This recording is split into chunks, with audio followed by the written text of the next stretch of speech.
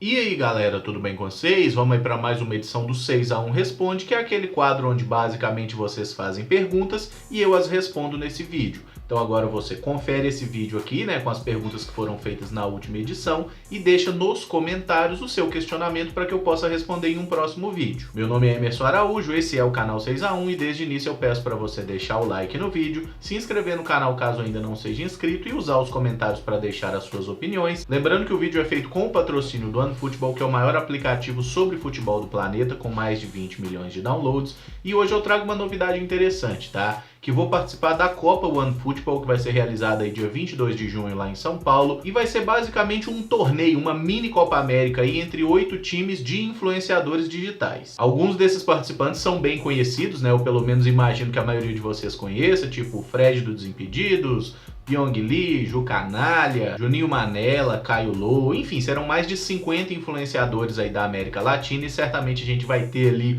um ambiente da hora, né, jogar uma bola com essa galera aí que eu pelo menos não conheço pessoalmente. Eu já tô nessa expectativa e te convido inclusive para seguir lá o canal 6x1 no Instagram, que por lá eu vou atualizar vocês no dia do evento, né, com alguns stories ali do que tá rolando nessa competição. E não posso deixar de agradecer ao pessoal do OneFootball pelo convite, né, certamente vai ser muito bom participar. E também não posso deixar de agradecer a vocês que são inscritos aqui no canal, certamente baixam o OneFootball, atestaram o que eu digo, né, que de fato é um aplicativo muito completo, e se não fosse vocês, né, nada disso seria possível. E para fechar com aquela frase tradicional, né, é importante lembrar que o OneFootball é totalmente gratuito, está disponível tanto para Android quanto para iOS, e o link para você baixá-lo está aqui na descrição do vídeo, beleza? A primeira pergunta é do Gabriel Berlim. Você acha que a troca que fizeram entre Alisson e Edilson foi um tiro no pé? Gabriel, obrigado pela pergunta. Cara, eu acho que nesse momento a gente já pode dizer que a troca foi mais vantajosa para o Grêmio do que para o Cruzeiro. Até porque ela não envolve apenas Edilson e Alisson, como envolveu, né, indiretamente também o Tony Anderson, que é um jogador que o Grêmio nem está utilizando hoje, né, emprestou para o Atlético Paranaense, mas eu pelo menos enxergo muito potencial, acho que é um cara que tem muito futuro e poderia estar fazendo parte desse futuro aqui no Cruzeiro. Mas quando a gente olha o desempenho do Alisson no Grêmio, ele fez uma temporada boa, né, no ano passado, esse ano já voltou a ter problemas de lesão, que é uma coisa muito recorrente na carreira dele, porém o Edilson aqui no Cruzeiro também não conseguiu se provar, né, o Edilson fez uma temporada consistente, teve alguns bons momentos no ano passado, mas teve momentos ruins, né, a gente não pode esquecer, por exemplo, que na partida que a gente toma o 2x0 pro Boca Juniors na Libertadores, o segundo gol do Boca sai especificamente por um erro individual do Edilson, que rebate uma bola pro meio da área, né, um cruzamento, o Edilson rebate pro meio, o Henrique não estava mais ali porque estava precisando jogar improvisado na zaga desde a injusta expulsão do Dedé, e naquele espaço justamente o Pablo Pérez marca o gol. Então o Edilson até agora eu acho que é um jogador que está devendo no Cruzeiro, até pelo salário que ganha, e o Alisson eu não acho que é um cara que chegou no Grêmio para ser protagonista, até porque se o Grêmio tivesse esperando isso dele, aí seria burrice do Grêmio. O Alisson é um bom coadjuvante, é um jogador útil que compõe elenco, mas quando é para ele decidir chamar a responsa, isso não vai acontecer. Então eu acho que pelas expectativas, certamente o Grêmio levou melhor vantagem até agora, né? Mas é aquele negócio, o Edilson ainda tem mais 1 ano e meio de contrato. Vai saber que ele não consegue dar aí a volta por cima, fazer bons jogos e ajudar o Cruzeiro a conquistar algum título. Não é muito provável, né? Dado o fato de que ele já não é um jogador jovem, ele é um jogador que a cada ano, assim como todos nós, tá ficando mais velho. E a tendência do jogador é perder rendimento, né? Com o decorrer da idade. Mas vamos torcer pro Edilson conseguir fazer alguma coisa, até porque certamente ele não vai sair do Cruzeiro durante esse contrato atual, porque nenhum clube do mundo vai pagar 500 mil reais para um lateral como o Edilson, é só o Cruzeiro que fez essa loucura mesmo. O Eduardo Soares pergunta, na minha opinião, o que é mais importante no futebol, a técnica coletiva ou a qualidade individual? Por exemplo, um time com jogadores medianos ruins bem treinados e outro com jogadores ótimos, sensacionais, mas que jogam pensando, na hora a gente vê o que faz. Eduardo, obrigado pela pergunta. Cara, eu não sou nem do time esforçado, bem treinado, e nem do time genial tecnicamente que joga como um captado. Eu, para ser bem sincero com você, eu sou a favor do time que ganha. Quando a gente fala do nosso time, especialmente o Cruzeiro, eu quero apenas que o Cruzeiro ganhe.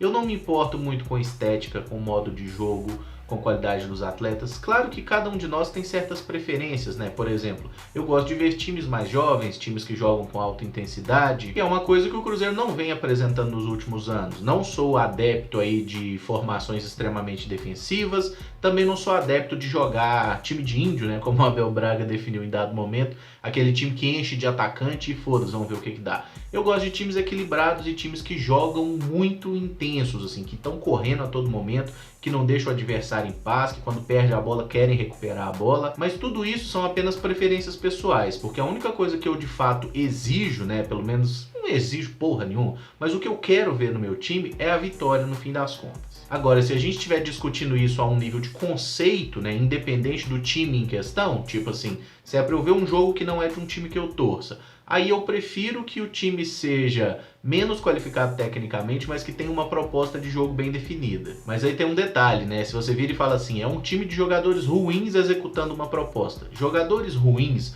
não vão conseguir executar muito bem uma proposta, seja ela qual for. O cara tem que ter um mínimo ali de capacidade de entendimento, de conhecimento tático e de recurso técnico também. Mas se é para optar entre um mediano bem treinado e um estelar que é um catadão, eu prefiro o mediano bem treinado. O Scooby TV pergunta, você acha que o Cruzeiro deveria contratar um centroavante como o Marcelo Moreno, que quer voltar a jogar no Cruzeiro, mas depende da diretoria? Scooby, obrigado pela pergunta. Cara, eu gosto muito do Marcelo Moreno, mas o Marcelo Moreno não voltou a jogar no Cruzeiro basicamente porque ele não quis até agora. Ele dá essas entrevistas direto falando assim, quando o Cruzeiro me quiser é só me ligar. Ele fala isso porque ele assinou recentemente um contrato de 3 anos com um clube na China, então ele sabe que ele é um jogador que está muito bem seguro, o futuro dele está tranquilo, financeiramente ele tem clube para jogar, e manter as portas abertas com a diretoria do Cruzeiro, especialmente tentando pressionar no momento que o Cruzeiro não está vivendo o melhor momento possível, tudo isso faz parte da estratégia. O Marcelo Moreno é um jogador extremamente inteligente,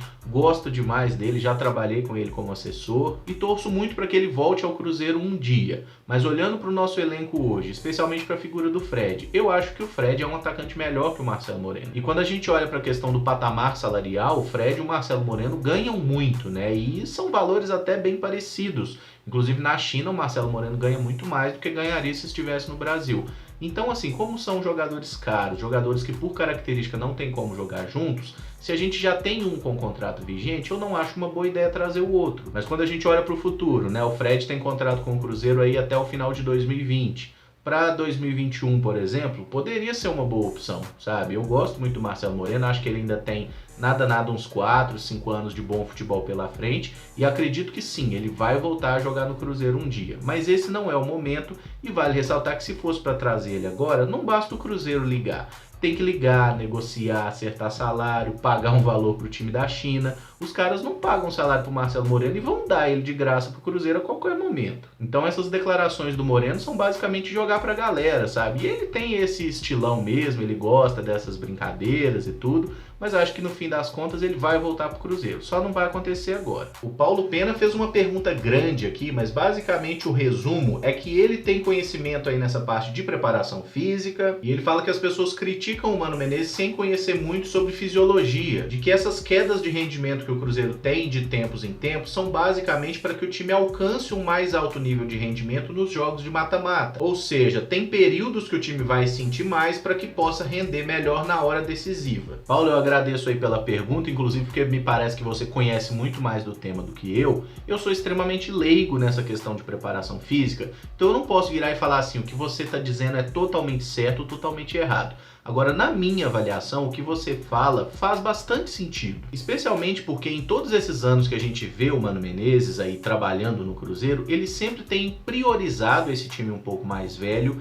e é um time que faz jogos terríveis em alguns momentos da temporada, mas quando chega na hora H, mesmo quando a gente perde, como foi no caso da Libertadores pro Boca Juniors, o Cruzeiro faz jogos bons, o Cruzeiro costuma criar bastante, costuma ser um time bem intenso na hora da decisão. Então, do alto da minha ignorância no tema de preparação física, eu acho que sim, eu acho que o que você fala faz muito sentido, é coerente e eu entendo que o Mano Menezes é um cara que consegue administrar essas questões, gerenciar esses detalhes como poucos no futebol brasileiro. O problema é que essa estratégia ela é extremamente arriscada, porque você coloca em questão que determinados jogos meio que você não vai ganhar, você vai perder esses jogos porque não vai ter boa condição, você aumenta a carga de treinamentos e com isso deixa o time sem perna, e aí você joga uma pressão maior em cima de você mesmo para aquele jogo decisivo. Tipo assim, se você não ganhar os jogos decisivos, você tá lascado, porque não vai sobrar nada. Então basicamente eu concordo com a teoria, eu acho que de fato pode ser que o Mano Menezes adote essa preparação, mas eu não sei se vale a pena correr tanto risco, sabe? E botar tanta coisa nas mãos dos jogadores para determinados jogos. Deu certo aí na conquista de 2 Copas do Brasil, mas a gente não consegue ter garantia de até quando isso vai funcionar. E o meu ideal de time seria de fato que o Cruzeiro começasse a trabalhar com jogadores um pouco mais jovens, até considerando, né, os problemas que a gente tem de ordem financeira e o fato de que uma hora ou outra a gente vai precisar fazer essa reformulação no elenco. E se você faz isso de uma forma bem organizada, bem pensada, você consegue não causar um grande trauma. Porque se a gente tem um elenco velho, aí do nada resolve mudar tudo, vai dar problema. O João Vitor Ribeiro Alves pergunta: já aconteceu de algum jogador não passar nos testes físicos realizados antes da assinatura de contrato? João, obrigado pela pergunta. Eu fiz até uma pesquisa aqui, cara, e não encontrei nenhum caso assim detalhado de que o Cruzeiro tenha recusado algum jogador por causa de exames médicos. Mas vi que tem alguns casos de jogadores que pertenciam ao Cruzeiro que acabaram não acertando com outros clubes por causa disso. Um deles é a respeito do volante Newton, né, que ali no fim de 2013, início para 2014, ele teve uma negociação com a Inter de Milão que acabou não dando certo. Aí tem gente que fala que ele não passou no exame médico porque ele chegou a fazer uma cirurgia, né, entre as temporadas, uma artroscopia, e tem gente que fala que foi, na verdade, problema com o pagamento. Nunca ninguém esclareceu de fato essa história, mas é uma possibilidade. Tem também o meio-campista, né, e lateral esquerdo Everton, né, Everton Maranguape, o cara que faz o 6º gol lá no 6-1 de 2011, ele teve uma negociação frustrada em 2011, inclusive, quando ele seria negociado do Cruzeiro para o Grêmio, mas acabou sendo reprovado nos exames médicos lá no Clube Gaúcho e seguiu aqui no Cruzeiro. Ele nem era titular naquela temporada, né, era um jogador que não era tão utilizado assim, mas acabou entrando ali no jogo final e marcando o 6º gol, né? Conseguiu, de certa forma, colocar o nome dele de um capítulo importante da história do Cruzeiro. E o outro nome que eu achei foi o do Lucas Silva, né? Que já como jogador do Real Madrid seria emprestado ao Sporting de Portugal, mas aí rolou a questão dele estar com um problema no coração e tudo mais, que depois, né, revelaram que o pessoal do Sporting meteu o louco com essa história aí para tentar pagar menos do salário do Lucas Silva, né, para que o Real Madrid pagasse um valor maior. E acabou que no fim das contas o Lucas Silva não aceitou as condições, o Sporting falou que só assinaria com ele se fosse pagando menos, aí ele não fechou com o Sporting, voltou ao Real Madrid, né, e depois foi emprestado ao Cruzeiro. Aí fez todos os exames, os check-ups para ver se estava tudo ok com ele, tá tudo bem com a saúde dele, foi só uma estratégia meio antiética e usada pelo clube português para tentar gastar menos naquela época. Mas pela minha pesquisa eu não encontrei nenhum jogador que tinha tudo assinado com o Cruzeiro e acabou não fechando no fim das contas por ter sido reprovado aí nos exames. Inclusive, se vocês souberem de alguma coisa, deixem aqui nos comentários também para que a gente possa enriquecer essa discussão. O Renato Abreu pergunta: mata-mata ou pontos corridos? Renato, obrigado pela pergunta. Eu acho que tem espaço para as duas fórmulas de disputa quando a gente olha no fim das contas. A gente tem apenas um campeonato disputado que é em pontos corridos, que é a Liga Nacional. Isso é aqui no Brasil e é praticamente no mundo todo. Eu acho que nisso não se pode mudar. O Campeonato Brasileiro tem que ser pontos corridos. Agora, todos os outros torneios, Libertadores, Copa do Brasil, Campeonato Estadual, tudo é feito, né, na modalidade de mata-mata. Então eu acho que esse sistema atual funciona muito bem. Você consegue deixar um campeonato em pontos corridos e isso inclusive é importante para que os times tenham um calendário estabelecido durante todo o ano, mas você mantém os torneios de mata-mata também, que são inclusive competições que a torcida valoriza muito, né? A Copa do Brasil, a própria Libertadores também, o estadual um pouco menos, mas estadual é uma coisa muito específica só do futebol brasileiro, no resto do mundo não tem. E quando a gente olha, né, para um formato já consolidado, desde 2003, a gente já está em 2019, são 16, 17 edições de Campeonato Brasileiro jogando assim, eu acho que está tudo muito bem estabelecido, não deve mexer nisso, é uma das poucas coisas que a CBF acertou nos últimos anos. E por fim, o Trivago Doido pergunta se eu acho que as polêmicas de arbitragem são erros dos árbitros ou são roubos intencionais para favorecer certos times. Trivago, obrigado pela pergunta. Então, cara, eu acho que existem casos e casos. Por exemplo, na grande maioria das situações, eu acho que o que acontece é erro, é porque os caras são ruins de serviço mesmo, sabe?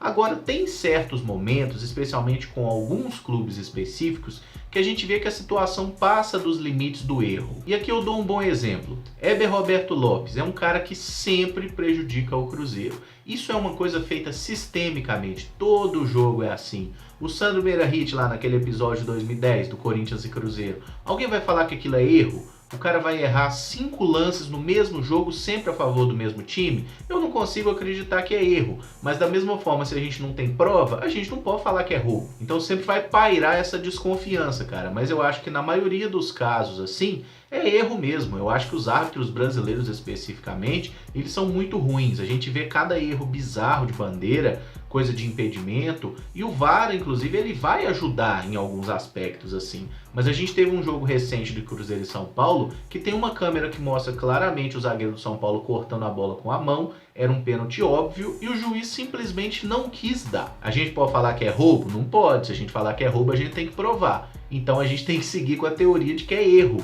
Mas são erros que não são aceitáveis, sabe? Eu acho que tudo na vida a gente consegue enxergar limites. O cara errar um impedimento, o cara ter uma interpretação diferente em uma jogada, tudo bem. O próprio lance lá da final da Liga dos Campeões, que a bola pega no tronco do jogador do Tottenham, depois no braço. Para mim aquilo não é pênalti. Para praticamente todo mundo que eu vi a análise, não foi pênalti. Mas o juiz deu pênalti e tem algumas pessoas que acham que foi. É um lance que cabe uma discussão. Um outro caso, o lance do Dedé contra o Boca Juniors, né? Aquela expulsão bizarra dele porque deu a cabeçada e acabou acertando o goleiro. Foi tão bizarro aquele erro, digamos assim, que até a Conmebol tirou o cartão vermelho do cara.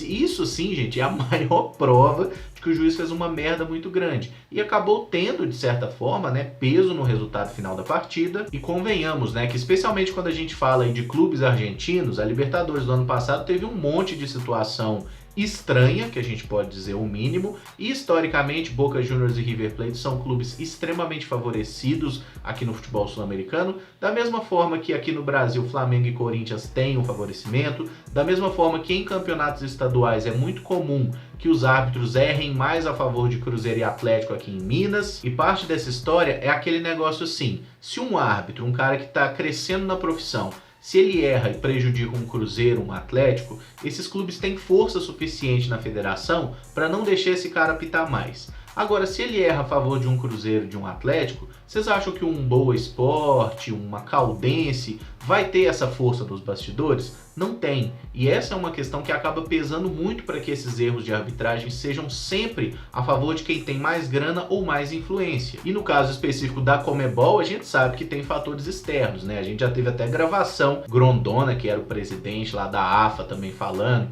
que comprou juiz, né? Até naquele episódio lá de Corinthians e Boca, acho que 2012 ou 2013. Enfim, a gente tem alguns casos aí com comprovação, né, de que há de fato roubo, mas na maioria dos casos a gente fica só na suspeita, né? Então no fim das contas fica como erro, embora eu ache que tenha muita coisa aí que não tem como explicar. Bom galera, esse vídeo fica por aqui, se gostou deixa o like, se inscreve no canal caso ainda não seja inscrito e usa os comentários para deixar a sua pergunta para que eu responda numa próxima edição, beleza? Muito obrigado por acompanhar, um abraço e até o próximo vídeo. Valeu!